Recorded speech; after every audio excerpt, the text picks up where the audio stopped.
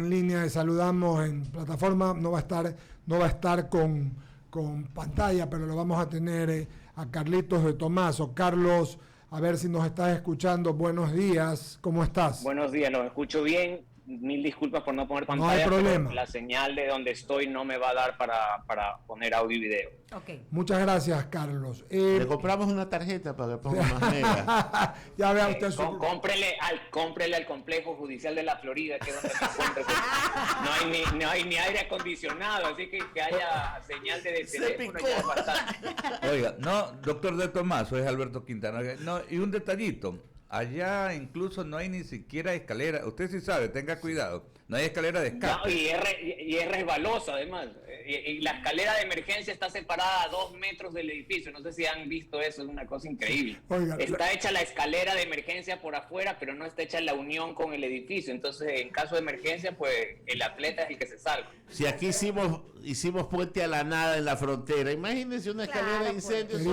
Querido Carlos, la metáfora con la que comenzaste fue muy buena.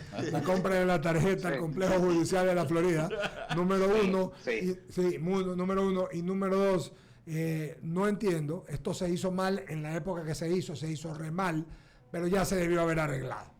Yo no sé. A ver, debo decir que frente a lo que eran los juzgados, este complejo, vamos a decirlo así, no fue una mala idea. El problema, como en todo el país, es el mantenimiento. Lo dejan ahí. Las pobres jueces y los secretarios, hasta los focos con su plata cambian. Se compran ventiladores, aires acondicionados portátiles y todo, porque las audiencias judiciales duran 5, 6 horas, 4 horas, etcétera. Sí. Ni se diga ahora en COVID, que además pues tienes que tener ventilado el tema. Entonces, es un tema del Consejo de la Judicatura, que de verdad hay que ayudar a la función judicial. Siempre se la critica, pero también trabajan en condiciones bien fuertes. Yo estoy completamente de acuerdo, por eso decía, ya es hora, y es el Consejo de la Judicatura quien le compete arreglar algo, ya tienen el tiempo suficiente para haberlo arreglado. En fin, leí tu artículo la semana pasada y me quedé pensando, te llamé y le dije a Wendy, a nuestra coordinadora, Kinde, que quería hablar contigo, te llamé, no pudimos ayer conversar. Vamos a conversar un poquito de esto. Hace un momento tuvimos al viceministro de Seguridad, ¿verdad?, que está aquí en Guayaquil, un señor muy educado que nos hizo un diagnóstico. Una clase dogmática sociológica, dijo Verónica Landeta. Pero finalmente yo le terminé haciendo una pregunta respecto al quinto punto de tu artículo en relación a la formación de los cuerpos armados. Pero ya vamos a hablar de eso, mi querido Carlos. Aquí hay una teoría muy clara y leí unas 4 o 5 veces y me puse a leer además teoría al respecto sobre el uso progresivo de la fuerza. Guayaquil tiene un problema, Carlos. El problema es lo que pasa todos los días. Entonces, pero pasa acá en Guayaquil. Esto no pasa donde se dan o donde las decisiones se dicen. Y la gente que no está en Guayaquil ve el tema, como bien decía hace un rato Ramiro, como frías estadísticas cuando aquí pasa lo que pasa. Entonces, tu artículo, entre otras cosas, recoge, como bien lo dices, la jurisprudencia de la Corte Interamericana de Derechos Humanos y lo explicas. Por lo tanto, y pones casos como el Cruz Sánchez contra Perú o el Montero Aranguren y otros, en fin, en algunos. ¿Qué es lo que quiere saber la gente con esta ley? La ley que ha mandado el presidente de la República, el proyecto de ley que ha mandado a la Asamblea, que se va a discutir, que hay 40, ¿tiene cabida en lo que tú, para tu criterio, en tu criterio, tiene cabida o hay que añadirle o agregarle algo más a este proyecto de ley, Carlos de Tomás? Gracias. Mira, el sentido de mi artículo era yo confirmar si el uso letal de armas está admitido y en qué condiciones está admitido por la Corte Interamericana en sus fallos. ¿Por qué hice este ejercicio? Porque muy probablemente esta ley luego sea demandada ante la Corte Constitucional y la Corte Constitucional toma mucho en cuenta los criterios y las sentencias y la jurisprudencia de la Corte Interamericana. Entonces, por eso valía la pena hacer este ejercicio de búsqueda de casos donde la Corte Interamericana haya establecido criterios en torno al uso progresivo de la fuerza, pero en realidad estamos hablando del uso letal de la fuerza, ¿no? No estamos hablando solo del uso progresivo, sino también del uso letal de la fuerza. Lo primero que debo decirles es que la Corte Interamericana admite que los estados, en función de sus competencias de manejo de la seguridad, tienen derecho de emplear legítimamente la fuerza letal. Ese es el primer concepto, ¿no es cierto? Es decir, que lo que estamos haciendo es correcto. Estamos y vamos a arreglar el uso progresivo de la fuerza, pero que puede terminar en el uso de la fuerza letal, y eso está aceptado por parte de la Corte Interamericana como parte de las competencias que tienen los estados. Ese es el primer criterio, está aceptado. Segundo criterio, el uso de la fuerza tiene que ser en la excepcionalidad. A lo mejor no es popular lo que voy a decir, pero no podemos, vamos a decir, frustrarnos por lo que nos sucede y perder la objetividad, ¿no es cierto? El uso de la fuerza letal tiene que ser establecido bajo parámetros de excepcionalidad, limitado proporcionalmente a lo que. Sí. A ver, Carlos, se nos perdió la señal. Ok, lo volvemos a conectar. En todo caso, hablando de este tema, que es un tema interesante. Muy importante, claro que sí. Incluso, pues, ya le vamos a mencionar algo, ¿no?, que publica hoy Diario El Universo sobre este tema, porque estaba hablando el doctor Carlos de Tomaso con respecto a la posición que tiene, ¿no?, la Corte Constitucional, los integrantes de la Corte Constitucional. Claro, tienen algunos parámetros, ¿no? El presidente hace... Hoy el doctor Hernán Salgado Pesantes, que preside la Corte Constitucional, ha dicho, pues, ¿no?, que los parámetros para lo que llama el uso de la fuerza los pone la Corte Interamericana de los Derechos Humanos. Estamos. Ya estamos. Ahí? Ya, Carlos, Sí, perfectamente. Ya, no hay problema. Les decía, entonces, el segundo concepto que debemos manejar es el de la excepcionalidad de la fuerza letal. ¿Y qué es lo que la Corte Interamericana recomienda? Que el uso de la fuerza letal esté regulado en una ley, no en reglamentos, no en acuerdos del ministro, no en reglamentos de la policía, sino en una ley. Es decir, que el camino que estamos optando es el camino correcto. ¿Por qué en una ley? Porque la ley debe proteger a las dos partes, tanto a la policía en el uso de la fuerza letal, como también el ciudadano tiene que conocer en una ley en qué circunstancias el Estado acepta que se use la fuerza letal. Es decir, que la ley opera como una especie de protección a las dos partes. Nosotros como ciudadanos sí tenemos necesidad de conocer. No pensemos en el gobierno de hoy, pensemos en un gobierno autoritario con una ley que te autorice libremente el uso de la fuerza letal, pues es un peligro. Bueno, eso también es una garantía para nosotros los ciudadanos que esté regulado en una ley. Tercer concepto. La Corte Interamericana, en el caso Katia versus Venezuela, establece recomendaciones para que del contenido de las leyes que vayan a regular la utilización de la fuerza letal. ¿Qué recomendaciones da?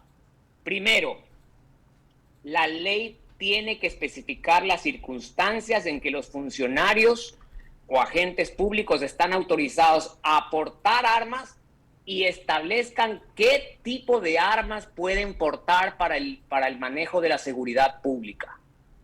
Qué tipo de calibre, qué tipo de arma, bajo qué circunstancias, etcétera. Segundo, la ley tiene que establecer que las armas de fuego solo se pueden utilizar en circunstancias apropiadas cuando exista riesgo de daños. Y evidentemente, si los daños son innecesarios, pues no hay proporcionalidad con el uso de la arma. Tercero, prohíban el empleo de armas de fuego cuando no significa un riesgo injustificado. Es decir, siempre va a haber este punto subjetivo de la medición del riesgo. Pero igual, lo importante es que estos criterios estén fijados en la ley.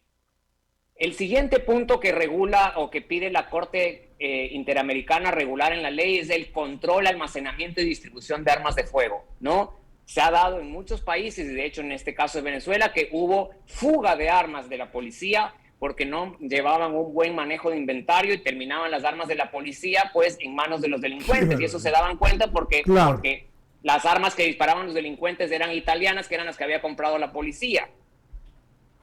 Quinto, otro criterio que dice la Corte Interamericana en la ley, tiene que establecerse el protocolo del uso de armas, es decir, ¿qué advertencias tiene que dar el policía antes de utilizar el arma de fuego? Como lo vemos mucho en los Estados Unidos, ¿no es cierto? Eso, baja las manos, y si no lo hace, la usan, allá son muy, muy fuertes, bueno, eso también. Y establecer un formato de informe para que los agentes lo llenen cada vez que han usado el arma de fuego con todos los detalles para que pueda ser evaluado si hubo la proporcionalidad o no, ¿no? Esas son las características que la Corte o las recomendaciones que la Corte da para la ley. Y como tú decías, Eduardo, hay una recomendación muy importante que se da en el caso Montero Venezuela, que es que la legislación no va a cumplir su cometido si los estados no forman y capacitan a los miembros de los cuerpos armados sobre los principios de protección de derechos humanos. O sea, tiene que ser también parte del proceso una formación en torno a los derechos humanos, una formación en torno a los protocolos, uso progresivo, riesgo necesario, etcétera, ¿no? Me imagino que forma parte de las materias que miran la policía, pero así es. Con ocasión de la ley, pues es necesario reforzar eso. Sigue Alberto Quintana, luego Verónica Landeta y cierra Ramiro Cepeda, conversando con Carlos de Tomaso sobre el uso progresivo de la ley, de la fuerza, lo que falta para que la ley sea completa. Vamos a seguir conversando, Alberto, claro que sí, con el jurista Carlos de Tomaso. Reiterarle el saludo al doctor de Tomaso, ¿no? Permítame, justamente hoy Diario El Universo publica una entrevista al doctor Hernán Salgado Pesantes, actual presidente de la Corte Constitucional. Entiendo que él va a estar hasta la semana próxima presidiendo la Corte. Claro, se hace un nuevo pleno. Claro, hay un rearme de fuerzas, digamos, ahí en la Corte Constitucional. Pero en todo caso, ¿no? Dice el doctor Hernán Salgado respecto a esta temática. Dice, en la Corte los jueces aplican los parámetros que da la Corte Interamericana para la defensa de los derechos humanos y eso deben hacer los demás órganos, incluida la presidencia. Los detenidos tienen garantías del Estado en lo que se refiere a su vida e integridad. Entonces debemos tender hacia allá. Creo que hay más deseo y conocimiento de causa para ver cómo se da la solución integral. Dice en esta entrevista que le ha brindado a Diario El Universo el presidente de la Corte Constitucional. Y un poco me da la razón de haber hecho este ejercicio, claro, de ver qué dice la Corte. Exacto. Y fíjense el número 6 de mi... creo que es muy interesante el número 6 de mi artículo, porque fíjense lo que dice, que la Corte pone casos en los que se puede usar el arma, y me parece que es uno de los más importantes. Dice, no se emplearán armas de fuego contra las personas, salvo en defensa propia o en defensa de otras personas. Correcto. Salvo en caso de peligro inminente de muerte o lesiones graves. Caso con el propósito de evitar la comisión de un delito particularmente grave que entrañe una amenaza para la vida o atención, o con el objeto de detener una persona que represente peligro y oponga resistencia a la autoridad o para impedir su fuga. Solo en el caso en que resulten insuficientes medidas menos extremas para lograr ese objetivo. Es decir, la Corte pues nos da ahí una ventanita más, ¿no? Diciendo, pues si hay peligro de vida, hay peligro de daño grave, no funcionaron las otras medidas, está en ocasión de fuga, pues podría tolerarse el uso del arma. Ahora, doctor, yo les vuelvo a decir, tiene que entrar el legislador a esto. No me vengan a poner artículos generales que el policía, no, digan, Se puede usar el arma de fuego cuando hay fuga y no ha resistido la autoridad. Cuando hay peligro, pongan los casos de frente. Correcto. No pongamos normas ambiguas porque nos vamos a quedar en las mismas. No sé si me explico. Entren a los detalles. Ese es un poco la posición que tengo de que entren en qué casos, para que no quede claro. Si el señor acaba de cometer un delito, se da la fuga, se resiste a la autoridad y sigue así, pues está permitido el uso de la fuerza. Hay que ser específico y solamente no para nuestra audiencia, doctor Carlos de Tomaso, o sea, indicar, ¿no? Obviamente su artículo salió publicado hace algunos días. Esta entrevista la está publicando Diario El Universo hoy, lo que significa que precisamente el presidente de la Corte Constitucional le dio esta entrevista a nuestra colega Suhey Ajar de Diario El Universo, se la dio el día lunes exactamente. Entonces, un poquito, ¿no? Usted escribió este tema antes del pronunciamiento del presidente de la Corte Constitucional. Y solo un detalle de mi parte, doctor. De pronto, como que a veces se confunden los conceptos, ¿no?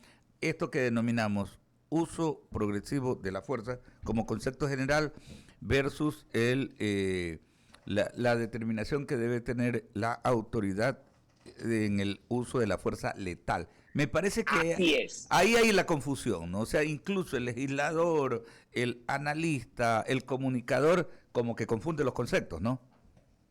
Estoy totalmente de acuerdo y por eso en mi artículo hago la diferenciación. El uso progresivo de la fuerza implica desde el uso de la fuerza física del propio agente, estas armas eléctricas que tienen, el tolete, pero va subiendo, a nivel que va subiendo la amenaza y la resistencia a la autoridad, y en el momento en que ya está en peligro la vida del policía o la vida de terceros, o puede haber un inminente daño. ¿A qué me refiero un inminente daño? Un señor con una bomba en la mano, pues estás autorizado a utilizar la fuerza letal. Y así tiene que ponerse, con claridad. Claro. Y me gusta mucho el artículo que consta en la ley de que se presume legítima la actuación de la gente y que le corresponde la carga de la prueba a la fiscalía de demostrar lo contrario. Siempre va a haber igual, pues, algún tipo de subjetividad de si fue proporcional o no, etcétera. Pues por eso también te dicen, pues tenemos que tener un formato de formulario para que los agentes informen toda la situación de manera estándar, organizada, y se pueda medir. Pero lo más importante es que la ley entra al detalle. Si, por ejemplo, si una persona se resiste a la autoridad, le dicen, alza las manos, tírate al piso, no se da, no se sabe si tiene un arma o no, pues claro, puedas usar lo que tengas. Ustedes ven en Estados Unidos, en Brasil, etcétera, no lo piensan ni un minuto. Pero está respaldada esa actuación en una ley. Y por eso es muy importante lo que tú dices. Aquí lo que estamos discutiendo no es el uso progresivo de la fuerza que está hace rato en la legislación. Estamos discutiendo el uso letal. Letal, claro. Por eso hay que hacer la diferenciación. Y ya sabemos que también hay corrientes en la legislatura, ¿no? Que buscan siempre alcahuetear, ¿no? Y ahí buscan los mecanismos para dejar camufladas. Muchos quieren ir hasta con violines, flores y chocolates a recibir a los delincuentes, y eso hay que dejarlo bien claro en el marco legal. Permítame, doctor Carlos de Tomaso, que Verónica Landeta tiene otras inquietudes para usted. Doctor de Tomaso, muy buenos días. Solo para complementar, ya que han estado haciendo esta aclaratoria entre el uso progresivo de la fuerza y el medio letal. Pero ahora, para usar ese término, ¿cómo usamos este medio letal sin ocasionar el menor daño posible al presunto infractor? ¿Cómo lo hacemos? ¿Cómo lo planificamos? Verónica, esa es la fuerza de la ley. La ley, la Constitución permite que los derechos establecidos en la Constitución sean regulados por las leyes. Es el único medio legal que puede regular un derecho. A partir de que se expida la ley, las personas, todos los que vivimos en este país, sabemos cuáles son las reglas del juego. Y la persona que decida optar por una vida delincuencial, etcétera, también va a saber cuáles son las reglas del juego, de juego. Y que si esa persona se opone a la autoridad, amenaza a la autoridad, amenaza la vida de terceros, la policía va a estar autorizada por ley a utilizar la fuerza letal. Y creo que eso también pues golpea coercitivamente en la sociedad. En el momento en que ya las reglas de juego están, hoy no tenemos reglas de juego. Así es. Hay unos reglamentos ahí, el policía tiene miedo que disparar para que lo demanden. Ya cuando la Asamblea apruebe esta ley, la regla está sobre la mesa. Entonces, Y la regla está sobre la mesa, pues, y ya el que se la quiere jugar, se la juega. Entonces, para ¿no? que la gente Entonces, tenga... Sí, continúe. Entonces, eso va a ser un gran cambio, ¿no? Va a ser un gran cambio. De ahí, como dice la Corte Interamericana, pues el policía tiene que tratar de, pues, salvar la situación tratando de no usar la fuerza letal, sino por otros medios. Pero si no puede, ya va a tener a partir de ahora un respaldo en la ley para su actuación. Claro, para que un poco la gente visualice, ¿no? Por ejemplo, el caso de la mujer que estaba en Ibarra, claro, que estaba totalmente amenazada con el cuchillo en el cuello. Absolutamente. Entonces, ahí sí se pudo haber utilizado uso letal. Total. La Corte te dice expresamente, cuando exista una amenaza grave a la vida de una persona, ¿qué más de eso si estaba el señor con el cuchillo en el cuello y la terminó matando? Claro. Pero, ¿sí me explico? Sí, la pregunta claro. es, ¿por qué el policía no se atrevió? Porque estas reglas no están claras. O sea, porque ahora no tenemos respaldo. ¿Cómo te votas sin respaldo? ¿Cómo disparas sin respaldo? Claro. Entonces tenemos que trabajar rápido. Es lo que está diciendo Carlos. Reformas. Y está Carlos diciéndolo. Oiga, ayer vi una imagen en Estados Unidos.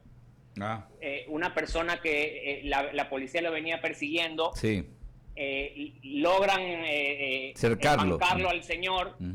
Se bajan los policías, unos 8 apuntando al señor. El señor se baja del carro con las manos altas. Le dicen, tírate al suelo. No se tira al suelo y el señor hace un movimiento como que va a agarrar, no se sabe si el teléfono o algo. Recibió 19 disparos. Sí, oiga, doctor, pero a ver, nunca alzó los brazos. O sea, que eso también era porque ni siquiera alzó los brazos y después hizo el movimiento. Eso es lo que llevó a la policía a utilizar esta estrategia letal. Ahí es cuando tienes que medir la posición. Pero en el momento en que tú pones en la ley que cualquier gesto de la persona que puede interpretarse como peligro a la gente, puedes utilizar el arma, pues esa es una regla. Sí. Uno no sabe qué cargan abajo, ni qué cargas en el carro, ni qué cargas, la pistola puede estar atrás del pantalón, etcétera. En el momento en que tú desacatas la autoridad, haces un movimiento no autorizado que pueda dar a pensar de que vas a sacar un arma, pues el policía tiene que defenderse. Correcto. ¿Sí me explico? Sí, pero eso tiene que estar arreglado. Claro, y totalmente claro. Incluso, doctor, nosotros a veces, y puede sonar pesado, ¿no? Porque comentamos las experiencias que hemos vivido fuera del país, ¿no? Pero no, es más bien con el ánimo de ilustrar. Nosotros decimos que, por ejemplo, cuando uno está, te llama la atención un patrullero en cualquier ciudad de los Estados Unidos, ¿no? No es que uno se baja como aquí se baja el conductor, el acompañante y todos van a hablar con el uniformado. Allá no te puedes bajar precisamente por temas... A mí me pasó eso. Por temas de seguridad. Y yo no le entendía, hablaba muy rápido, estaba yo medio asustado y yo no entendía, yo seguía tratando de bajarme y él, no te bajes. Claro. Y ahí, luego le comento a alguien que vive allá y me dice, no, es que no te puedes bajar. No te puedes bajar. ¿No? Es parte del protocolo de... Bueno, el punto es que a donde voy es, la ley, estamos yendo a un camino correcto, el concepto es aceptado, la Corte Interamericana bendice que los países tengan unas leyes, lo que nos piden es que seamos claros en las leyes. Hay que tener claridad. Permítame que Ramiro Cepeda tiene otras inquietudes para el doctor Carlos de Tomaso. Carlos, ¿qué tal? Te he escuchado con atención y yo me he graficado lo que decía Von Yering cuando describía a la dama de la justicia, y en una parte decía la balanza es la absoluta ley, la balanza sin la espada es la ley en la más absoluta indefensión, y la espada sin la balanza es la fuerza bruta. Lo que tú estás pidiendo, y con mucha razón, es el detalle en la ley, casi a nivel reglamentario. Pero lo más interesante que te he escuchado de todo esto es trasladar la carga de la prueba a la fiscalía. Sí, señor. Para que se presuma de siempre la actitud ponderada y equilibrada del policía. ¿Estoy en lo correcto? Sí. Ese es uno de los... Bueno, eso ya lo tienen la ley en Colombia. Algunos países han adaptado esto y es un espaldarazo al policía porque ya de antemano el policía sabe que cualquier caso de duda lo va a beneficiar. Tú sabes, Ramiro, que cuando se invierte la carga de la prueba implica que el empate te da el triunfo.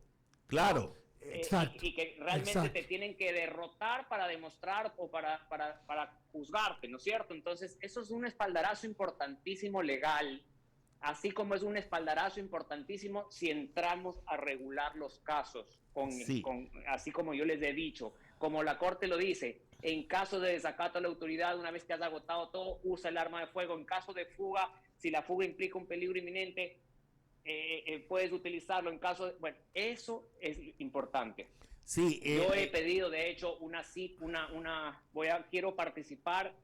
He mandado un correo electrónico a la comisión que va a hacer esa ley para poder participar y aportarles estos conceptos a los amigos asambleístas.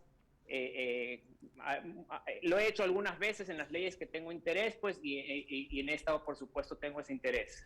Lo tengo clarísimo, y de la otra parte que te escuchaba era la formación que deben de tener los policías que van a portar un arma.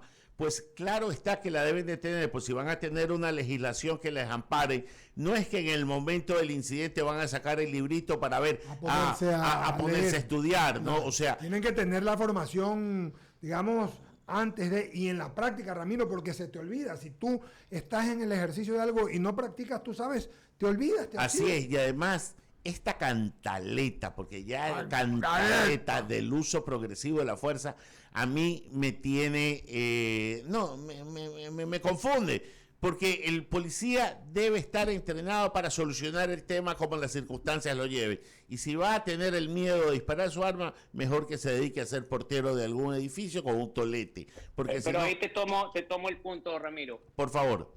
Si aprueban la ley y no está claro la protección al policía del uso letal del arma, no hemos solucionado nada. Ahí es donde yo voy, ¿no es cierto? El policía quiere leer estas normas claras. Nosotros como ciudadanos también, porque insisto, no solo nos fijemos hoy, pensemos en un gobierno autoritario, ¿no? En un gobierno autoritario que son violentos, etcétera. Entonces, esta ley es el momento de estudiarla bien. Y mientras más claro esté, más garantía tenemos el policía y nosotros.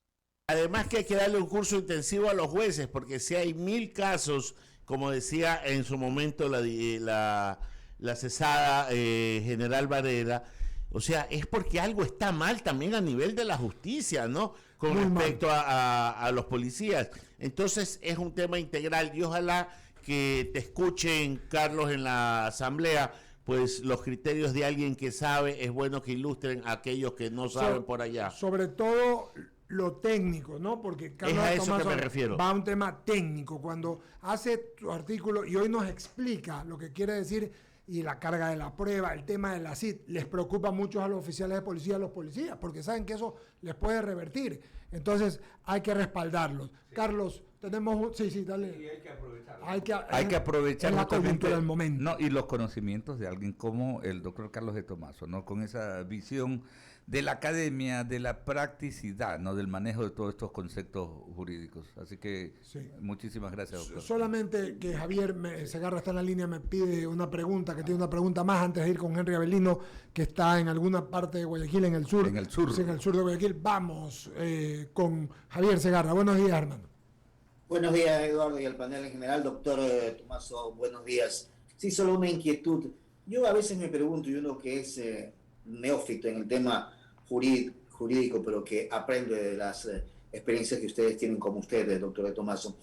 Mi pregunta es, ¿por qué llegar a esta instancia para poder hacer una reforma o algo pasó en el nuevo código que la gente no supo entender qué es lo que hay que hacer para situaciones como estas?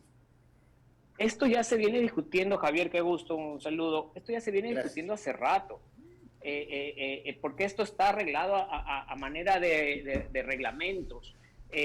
No se le ha dado la importancia que tiene el aprobar una ley con normas claras respecto de esto y hemos tenido que llegar a este extremo. Pues ya no podemos mirar hacia atrás, como yo digo, miremos hacia adelante, respaldemos esta norma en la medida que sea bien hecha, y le sea un respaldo a nuestros agentes que se juegan la vida, hoy más aún, porque luchas contra una delincuencia también de narcotráfico que es muy peligrosa. Y yo me imagino que la vida de nuestros agentes debe ser muy, muy estresada, ¿no? De saber que salen un día y no saben si regresas de noche, ¿no? Entonces, es una ley que debemos procurar, pues, apoyar entre todos y vamos a decir, mirar hacia adelante, Javier, porque ya no podemos mirar hacia atrás ni resolver las cosas hacia atrás. Muchas gracias. Doctor de Tomaso. Gracias, querido Carlos, por tu gentileza y amabilidad. Creo que queda bastante claro. Vamos a seguir conversando del tema. Hay hartísima tela que cortar, muchísimo que comentar, que aportar, y que no permitamos que algo que tiene que ser, como pasa en la asamblea, tú mandas de pronto algo y se comienza a deshielar. Ojalá no pase eso. Y se convierte en agua. Hay que ser valiente también para legislar. Sí, señor. Hay que ser valiente para legislar. Sí, señor. Ya le pase por la gerencia que le tenemos la tarjeta con los megas, Carlitos de Tomaso. Gracias por la entrevista. De inmediato. Gracias, Carlitos. Vamos al